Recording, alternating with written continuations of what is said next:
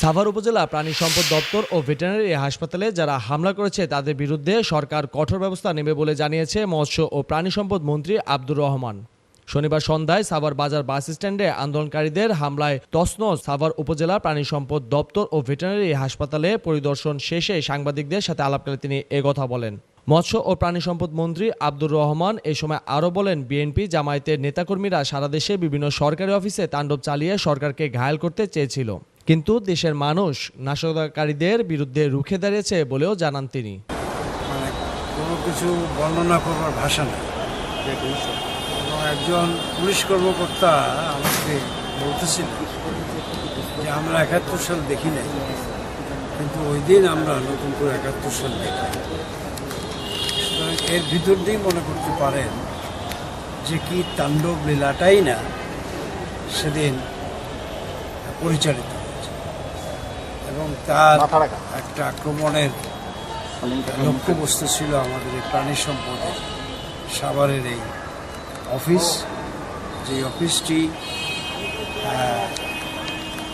ভাঙচুর বলেন, অগ্নিসংযোগ বলেন, এই অফিসের গাড়িটা বলেন, যেভাবে তারা আক্রমণ পরিচালিত করেছে তাদের মনে হলো যে এদের সঙ্গেই তাদের একটা যুদ্ধ ছিল এবং তারা এদের সাথে যুদ্ধ করেছে।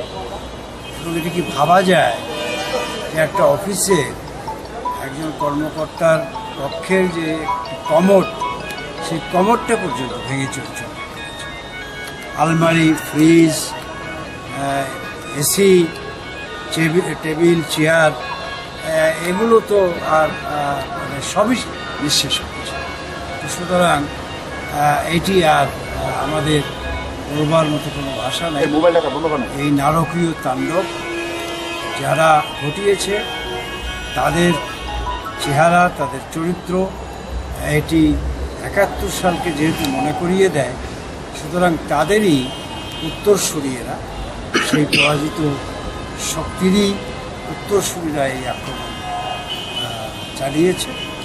সুতরাং তাদের বিরুদ্ধে এই দেশের মুক্তিকামী, স্বাধীনতাকামী জনগণকে রুখে দাঁড়াতে হবে এবং তাদের বিরুদ্ধে ঐক্যবদ্ধভাবে আমাদের মোকাবেলা করতে হবে। এবং এই সহিংসতা বাংলাদেশ হতে পারে না। এই বাংলাদেশ শান্তিকামী মানুষের বাংলাদেশ। এই বাংলাদেশ মুক্তিকামী স্বাধীনতা যুদ্ধের যেই মূল্যবোধ ধারণ করে, যেই জনগোষ্ঠী, যেই মানুষ, যেই বাঙালি জাতি, সেই বাঙালি জাতির স্বপ্নের বাংলাদেশ। এ সময় মৎস্য ও প্রাণী সম্পদ মন্ত্রণালয়ের সচিব সাইদ মাহমুদ, বেলাল হায়দার, প্রাণী সম্পদ অধিদপ্তরের মহাপরিচালক ডাক্তার মোহাম্মদ রেজাউল হক সহ আরও অনেকে উপস্থিত ছিলেন। উল্লেখ্য, কোটা বিরোধী আন্দোলনে সাভার উপজেলা প্রাণী সম্পদ দপ্তরে ব্যাপক হামলা চালিয়ে ভাঙচুর ও লুটপাট চালিয়েছে দুর্বৃত্তরা। এই সময় হামলা ও ভাঙচুরে বাধা দিলে প্রাণী সম্পদ কর্মকর্তা সাজ্জাদুর রহমান সহ ৭ জনকে পিটিয়ে গুরুতর আহত করে দুর্বৃত্তরা। বর্তমানে তারা হাসপাতালে চিকিৎসাধীন রয়েছে। কর্মকর্তারা আহত থাকায় ব্যাহত হয়েছে মৎস্য ও পোল্ট্রি খাতের চিকিৎসা সেবা। ক্ষয়ক্ষতির পরিমাণ প্রায় ৩ কোটি বলে জানিয়েছেন তারা। জাহিদুল ইসলাম অনিক, এই বাংলা, সাভার।